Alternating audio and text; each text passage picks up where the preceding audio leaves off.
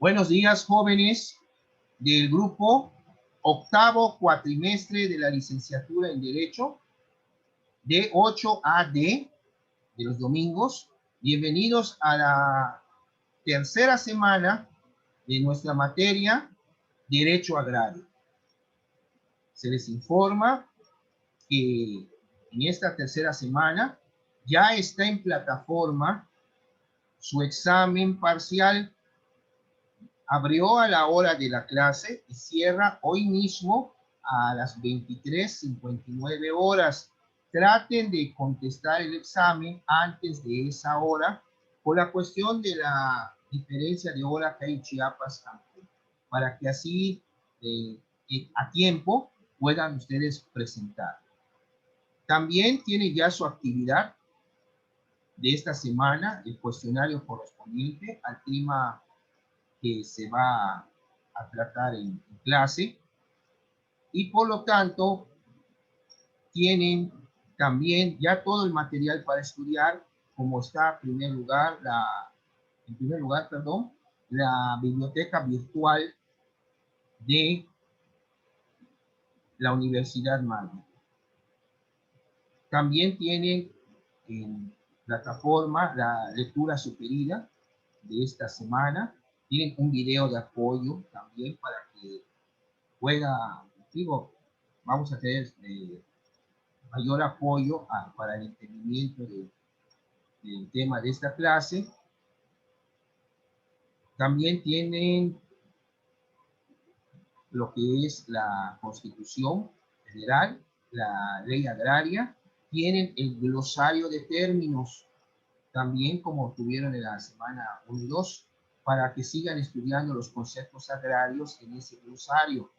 Para contestar el cuestionario, pues tienen que leer el PDF, la síntesis de semana tras semana que subo a plataforma, y tienen que leer los 40 artículos siguientes de la Ley Agraria, de 81 al 120. También esos artículos están impresos en la síntesis, o quieren ustedes leer la Ley Agraria directamente. La Ley Agraria también está en PDF en plataforma, y seguir leyendo y estudiando los conceptos agrarios del glosario.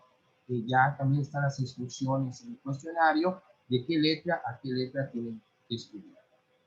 Pues bueno, damos inicio a esta tercera clase de Derecho Agrario con el tema la tenencia de la tierra durante el México independiente o la época independiente. México ya se consumó la independencia. Se consumó mediante un pacto que hizo Agustín de Iturbide con Vicente Guerrero, con la finalidad de pacificar lo que era prácticamente México. Que se acabe la guerra de independencia, porque pues, Vicente Guerrero fue uno de los últimos insurgentes, junto también con Guadalupe Victoria, que fue el primer presidente de México independiente. Bueno, ese pacto nació porque en España el rey Fernando VII fue tomado prisionero por un movimiento que hubo, y lo estaban obligando a que se volviera a aplicar la Constitución de Cádiz, que había sido derogada. Pero ¿qué fue lo que pasó?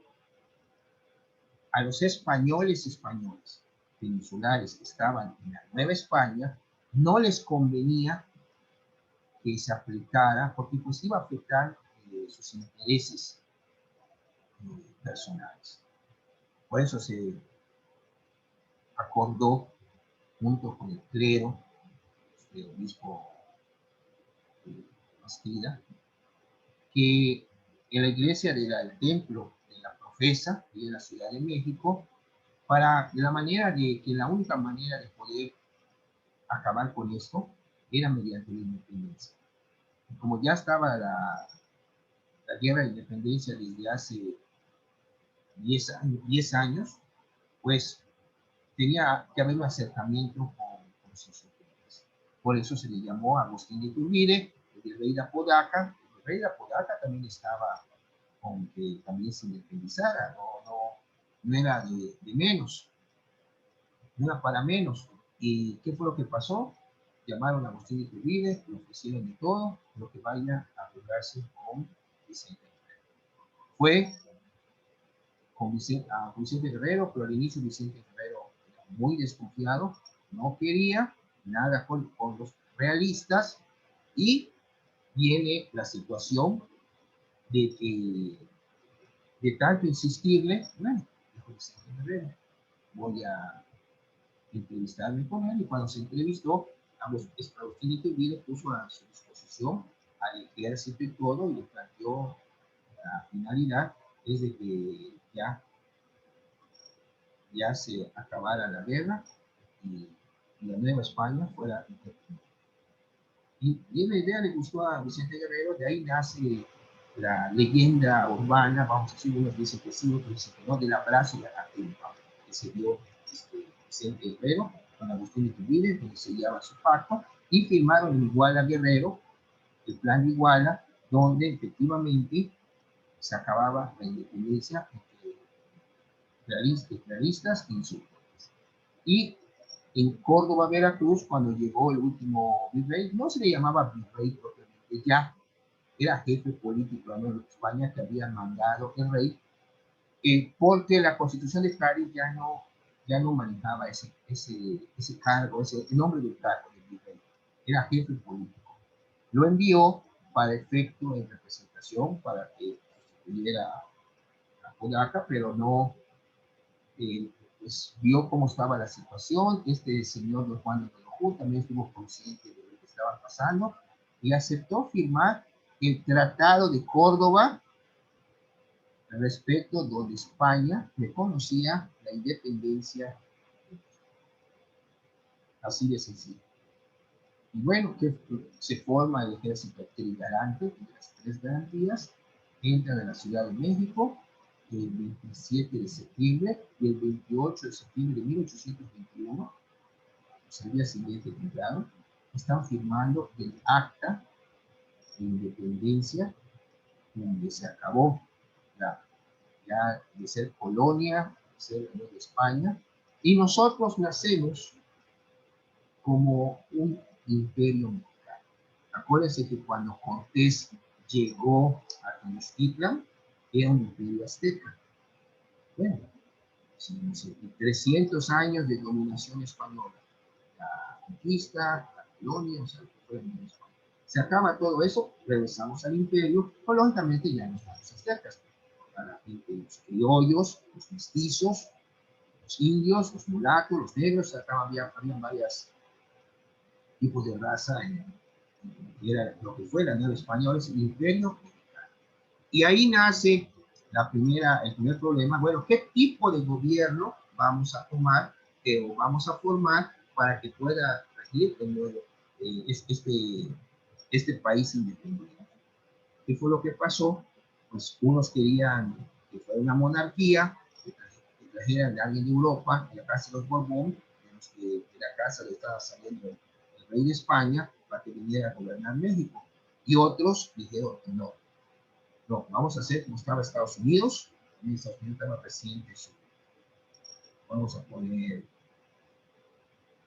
1780 fue su independencia, tenían ya su acta, y pues le fueron copiando a Estados Unidos.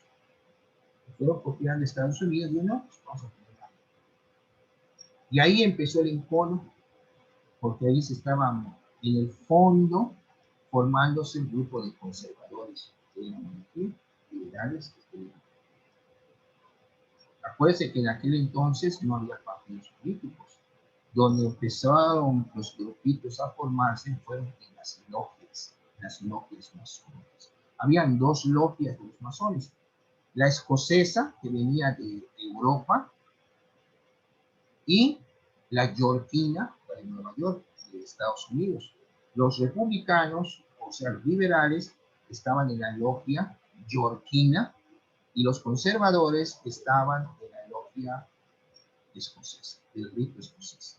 Y así empezó todo, y primero una junta gubernativa provisional, para hacer la transición a ver qué de imperio a qué tipo de gobierno iban a tener. ¿Y qué fue lo que pasó? Ahí se mete su cuchara Agustín Iturbide, deshace la junta provisional y se nombra emperador. No estuvo ni un año, lo obligaron a abdicar, se va al exilio, y cuando es el exilio lo matan, fusilan, y en 1824 se logra, o sea, ya establecer que va a ser la república, un sistema republicano, el sistema de gobierno que iba a regir en México, y ahí está el primer presidente de la república, que es Don Guadalupe Victoria. Hay un libro muy bueno, son 3 tomos que les recomiendo a ustedes, si les gusta historia, que vean ustedes cómo era la situación en México. Es este librito, Érase una vez en México.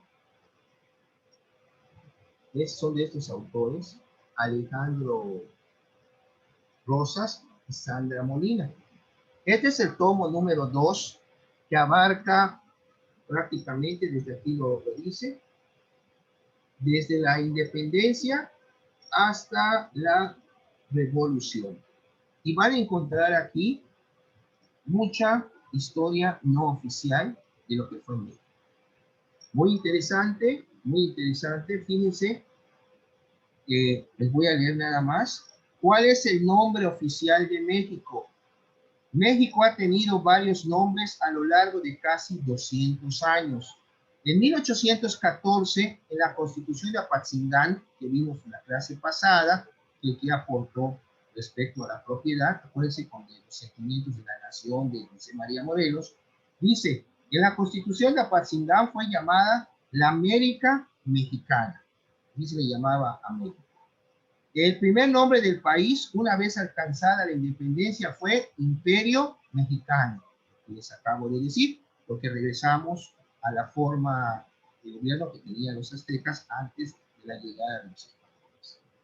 La primera vez que se utilizó el término Estados Unidos Mexicanos fue en la Constitución de 1824, siguiendo el modelo de la Constitución de Estados Unidos, que mencionaba al país como Estados Unidos de América.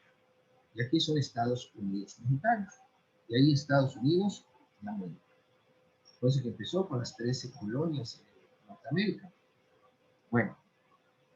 Posteriormente dice, nunca se oficializó el nombre de Estados Unidos, así que en 1857 los constituyentes la llamaron República Mexicana o República de México, en la Constitución de 1857. No existe ningún documento donde se establezca oficialmente que nuestro país se llama Estados Unidos Mexicanos, o sea, de manera oficial. Entonces, ¿de dónde surge? De los usos y costumbres que se desprenden de la Constitución de 1917. Esta fue titulada Constitución Política de los Estados Unidos Mexicanos y así se oficializó el nombre. ¿Ya se dan cuenta? Vean cómo el nombre de México, Imperio Mexicano, Estados Unidos Mexicanos, República de México, y Estados Unidos Mexicanos se oficializó, pues bueno, en base a usos y costumbres. Por eso dice Constitución Política de 1917 de los Estados Unidos Mexicanos. Es lo que dicen los autores respecto al nombre de México. Bueno, pues veíamos nosotros en la clase pasada hasta dónde llegaron cómo se repartieron los españoles las tierras de los indígenas, de los aztecas, durante la colonia, y cómo España fue tratando de justificar legalmente por expedición de títulos. Por eso las tierras se llamaban de determinada manera, había mecanismos también para que se pudieran adquirir las tierras. La corona era la que expedía los títulos de ya la propiedad individual, ya la propiedad comunal, acuérdense. ¿Qué pasa? Se consuma la independencia, como estábamos explicando en inicio de clase, y lo último que habíamos visto fue de que se establecieron dos periodos, según esta, ¿cómo se llama? Esta señora Marta Chávez Padrón, que divide la época independiente en dos grandes periodos. El primero, comprendido entre el 28 de septiembre de 1821 y el 23 de junio de 1856, que se inicia con la consumación de la independencia y culmina con el famoso voto particular de don Ponciano Arriaga sobre la sociedad. Y después el segundo periodo comprende desde el 25 de junio de 1856, fecha en que se sanciona, cuando oiga la aprobación se sanciona, no solamente castigar, sino también aprobar la ley de desamortización hasta el 20 de noviembre de 1910, que fue el día en que empieza la revolución. Bueno, seguimos. Vamos a ver el primer periodo. Este primer periodo es lo que les acabo de mencionar, de la Constitución de 1824, cómo nace México en la vida pública, como un imperio mexicano, y cómo fue dándose ese cambio a la República. Ya vieron que intervino también Agustín Iturbide y no le fue bien, aunque Agustín Iturbide en la historia no oficial se le considera el padre de la patria, el libertador, porque él fue el que con Guerrero prácticamente fue y acordó, pactó el fin de esa guerra y México tuvo su independencia, solo que cometió el gravísimo error cuando se nombró emperador, y por eso la historia oficial, vamos a decir, no, la no oficial, incluso cosas, lo tiraron a la basura de la historia y sus restos están en la Catedral de México. Ahí paró y mientras que los héroes de la independencia están en la Vean ustedes dos cosas. Durante esta primera etapa del primer periodo que estamos hablando, la situación vigente en la colonia en materia de tenencia de la tierra no sufrió modificaciones de importancia a pesar del enorme territorio que nos dejaron los españoles. Si se dan cuenta ustedes, Agustín Iturbide cuando pactó con Guerrero fue para dejar a un lado a los peninsulares que estaban en España y prácticamente que todo esto beneficiara políticamente a los criollos para abajo. Los españoles, pues son los criollos, los españoles que nacían en México. Por eso, si ustedes se dan cuenta, la independencia lo hicieron españoles criollos, no los peninsulares.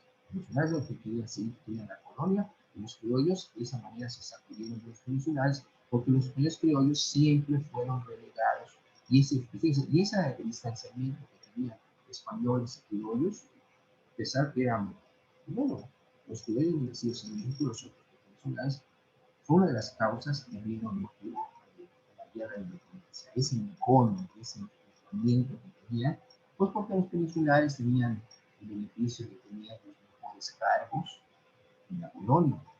En cambio, pues estaban relegados a segundo término los criollos.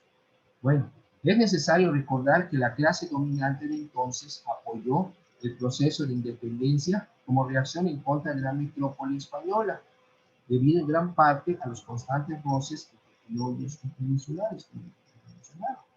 Obviamente, este apoyo estuvo acondicionado a la conservación de sus privilegios, entre los que se encontraba, en primer lugar, la propiedad inmueble, privilegio que, dadas las circunstancias, no podía ser discutido o refutado por los sublevados. Esta es la condición de cómo estaba en este primer periodo la tenencia de la tierra. El efecto inmediato y directo de esta independencia que fue condicionada fue el fortalecimiento de la figura del latifundismo en el sector agrario, a la vez que la propiedad y las posesiones de las comunidades indígenas disminuyeron tanto en su número como en su extensión. Es importante mencionar que se promulgó una profusa legislación en materia de propiedad inmueble y la colonización. Es importante señalar, jóvenes, como les dije el primer día de clase, que la historia es una materia que vimos desde la primaria, que es importantísima ¿Por qué les digo importantísima? Porque si ustedes se dan cuenta, todo está relacionado con la historia. Ustedes pueden ver, por ejemplo, lo que es el tiempo, es historia. Lo que hicimos ayer es historia. Todo es historia. Y la historia nos ayuda a comprender el pasado para no cometer los errores en el futuro y estar preparados. Por eso hay este dicho que dice que aquellos que no recuerdan su pasado están condenados a repetir. Es una frase que pusieron cuando hubo el autosuicidio en Guyana a finales de los 70 con Jim Jones, el predicador, y se suicidaron todos las personas que lo seguían en la Guyana bebiendo veneno. Ustedes lo pueden checar, busquen Jim Jones, la tragedia de la Guyana, el suicidio colectivo, y ahí pusieron esa frase de que aquellos que no recuerdan su pasado están condenados a repetirlo. Bueno, la primera, vamos a ver, estamos hablando de la Constitución de 1824. El Acta y Constitución de 1824, independientemente de la importancia de la Carta Magna de Apatzingán de 1814 y su influencia pues, en la vida constitucional de México, esa acta constitutiva de 1824 se le reconoce como la primera ley constitucional mexicana que prácticamente no recibió influencia alguna. O sea, estamos hablando de la Constitución de 1824, que es la primera constitución del México independiente. Por otro lado, su función primordial fue establecer los aspectos y lineamientos generales que orientaran la elaboración de una nueva constitución y asimismo, mientras esta no fuese sancionada, sus principios iban a regir con fuerza de ley. Insistentemente se ha sostenido que los conceptos constitucionales que iniciaron en esta etapa de México como nación independiente y en forma específica, que fue la Constitución de 1824, tienen su fundamento, ojo, en la Constitución norteamericana de 1787 y la de Cádiz de 1812. Entonces, esas constituciones, como decimos, van a encontrar contenido de los ideales de los enciclopedistas franceses, después de la Revolución Francesa, que hicieron Montesquieu, Diderot, Juan Jacobo Rousseau. Todos esos enciclopedistas franceses que eran de etapa de la Ilustración, eran también otra de las causas que originaban la guerra de independencia, los libritos que llegaban a Nueva España, en donde pues, se enteraban de lo que estaba pasando en Europa y sobre todo pues, la aplicación de estas ideas. Era como la Constitución de Cádiz de 1812, que se levantó cuando Napoleón, el hermano de Napoleón, entonces le José Napoleón, Pepe Botellas, ese Pepe Botellas porque era muy borracho, y es así. José Bonaparte quitan a Fernando VII del trono y lo ponen cuando Francia invadió España. Y la posición de Cádiz, que se promulgó en aquel entonces cuando estaba la invasión francesa, era muy radical, muy liberal. Por eso cuando Fernando VII regresa al poder, la deroga, pero después lo obligan a que la vuelva a aplicar. ¿Y qué fue lo que pasó? Pues es cuando México se adelanta, pactan con Guerrero, viene la independencia de México y bueno, ya esa constitución solo va a tener efectos jurídicos en España, ya no en la Nueva España, porque ya el Imperio Mexicano, inicialmente se llamó, ya no es colonia. Entonces, por eso los españoles, de cierta manera, la brincaron, porque no se les iba a aplicar. Bueno, estamos hablando de que no. En consecuencia, se afirma que el concepto, ojo jóvenes, el concepto federalismo fue inspirado por la Constitución norteamericana, en tanto que la exclusividad religiosa católica, la soberanía nacional y algunos otros conceptos fueron tomados de la Constitución gaditana. ¿Qué significa gaditana, gaditano? Es relativo a Cádiz, Cádiz en España, provincia y ciudad de España o sus habitantes. Bueno, la palabra gaditano se refiere a Cádiz. Estamos hablando de la Constitución de Cádiz. Bueno, Bajo el principio liberal federalista, se sancionó la Constitución de 1824, luego de la caída del emperador Agustín de Iturbide. Esta fecha marcó el comienzo del proceso de consolidación de México como Estado soberano, ya que reunía los elementos tradicionales de pueblo, gobierno y territorio. No olviden cuáles son esos elementos del Estado: pueblo, gobierno y territorio. En el artículo segundo de la Constitución del 24 se señalaba que este último elemento, por hablar de territorio, era el que fue virreinato, llamado antes Nueva España, la Capitanía General de Yucatán, las provincias internas de Oriente y Occidente, la Baja California y la Alta California, los terrenos anexos e islas adyacentes de ambos mares. Todo esto era lo que nos dejaron los españoles. En Yucatán, por ejemplo, aquí donde estamos en la península, era una capitanía general.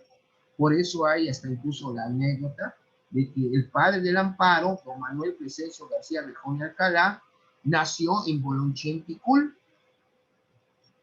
Bolonchienticul actualmente está en Campeche. Pues decían los campechanos, no, pues que el padre del Amparo es campechano, no es yucateco. ¿Por qué? Porque para esa época, cuando él nació, era una capitanía general. Yucatán, toda la península se llamaba Yucatán. No había Campeche, no existía Campeche. Campeche nace a la vida pública y política en 1863, si mal no recuerdo, se crea el estado de Campeche, porque el territorio de Quintana Roo, lo que después pasó a ser el estado de Quintana Roo donde vivimos, es de 1902, cuando estaba en el poder Porfirio Díaz Mori. ¿Y qué fue lo que pasó? Pues se tuvo que cercenar otra parte del territorio de Yucatán para crear territorio ante el problema, bueno, esa fue la justificación, ante el problema de que Yucatán no podía aplastar la sublevación indígena. Entonces la federación se hizo cargo de ello. ¿Y qué fue lo que pasó? Pues bueno, crearon el territorio y los gobernadores que estaban en el territorio los enviaba la federación. Ya cuando es estado Quintana Roo, pues ya hay nuestras elecciones para designar a nuestros propios representantes. Ellos gobernador, diputados, etc. Bueno, es muy bonita también la historia de Quintana Roo. Pero bueno, ya vieron ustedes todo lo que en 1824 se establecía que era la cuestión de cómo, de qué estaba conformado.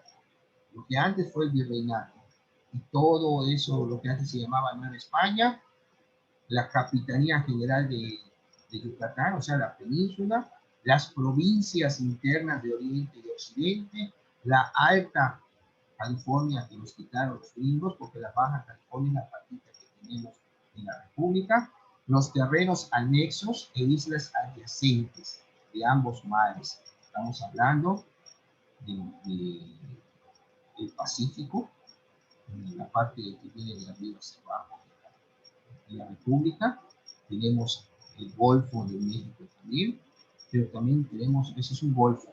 Los mares es el Mar Caribe, que está pegado con el Mar Atlántico, si se dan cuenta, porque por allá vienen los huracanes, y el Pacífico, también donde vienen los huracanes. Bueno, eso fue lo que se estableció en el artículo segundo de la Constitución. Bueno, de ahí pasamos a la Constitución de 1836.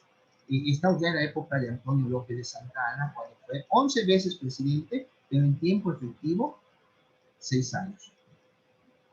Él no terminaba, él entraba, salía, entraba 11 veces, pero 6 años de tiempo efectivo, lo que cuando fue presidente. Esta ley fundamental, que se le llamó también las 7 leyes constitucionales, reconoce claras influencias del centralismo conservador, por lo cual constituye el primer antecedente legislativo de esta ideología. La ley primera, en su artículo segundo, fracción tercera, establece que los derechos de los mexicanos, entre estos, no poder ser privados de su propiedad, ni de libre uso y aprovechamiento de ella en todo o en parte. Era una garantía que estaba en esa Constitución centralista. Cuando algún objeto de general y pública utilidad exija lo contrario, podrá verificarse esa privación, lo que conocemos actualmente como la expropiación. Si tal circunstancia fuera calificada por el presidente y sus 4 ministros y el dueño, sea corporación eclesiástica o secular, sea individuo particular, previamente indemnizado. O sea, eso de la indemnización por causa que se le paga por una expropiación al afectado, pues ya ven que desde la época de esta constitución centralista, lo que por eso se centraba en el presidente y ya no se llamaban estados, se llamaban departamentos, las entidades federativas. Bueno, por lo que podríamos señalar o decir que esta constitución de 1836 fue la primera constitución mexicana que respetaba a la propiedad comunal o social existente.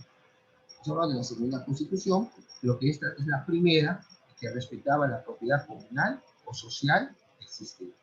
Contando con el apoyo del mismo Congreso, el 18 de noviembre de 1833, 3 años antes de se promulgar esta constitución, se expidió, entre otros preceptos y leyes sobre materia territorial, una disposición sobre los llamados bienes de manos muertas, que eran esos bienes que no eran tremendas extensiones de terreno y no las ponían a trabajar.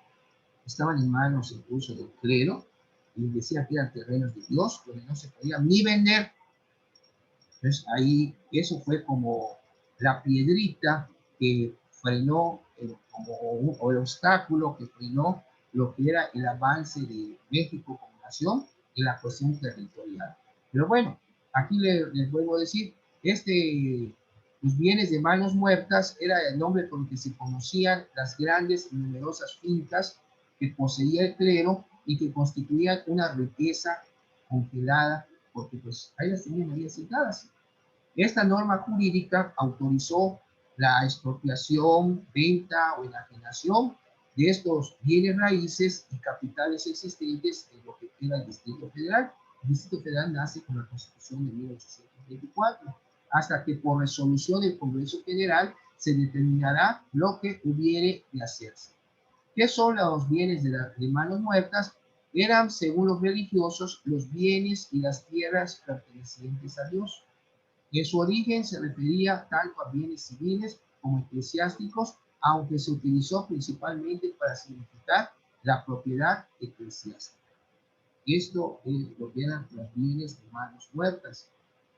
Bueno, los bienes de ser eran no vendibles, como es una de sus características. Y este problema de los bienes de las manos muertas no fue porque vean ustedes que está en México ya después de su independencia, sino que esto ya se había iniciado desde España, por la cuestión que también en España había ese problema de los bienes de las manos muertas que estaban prácticamente en manos del clero. Las manos muertas eran los bienes de la Iglesia Católica y de las órdenes religiosas que estaban bajo la protección de la monarquía hispánica.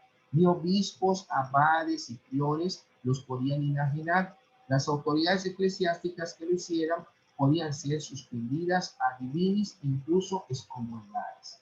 Además, el que comprara o adquiriera dichos bienes le podía perder. Solo se podía proceder legalmente contra la persona que se los había comprado o vendido, nunca contra la iglesia. Esto es prácticamente lo que eran los bienes de manos muertas.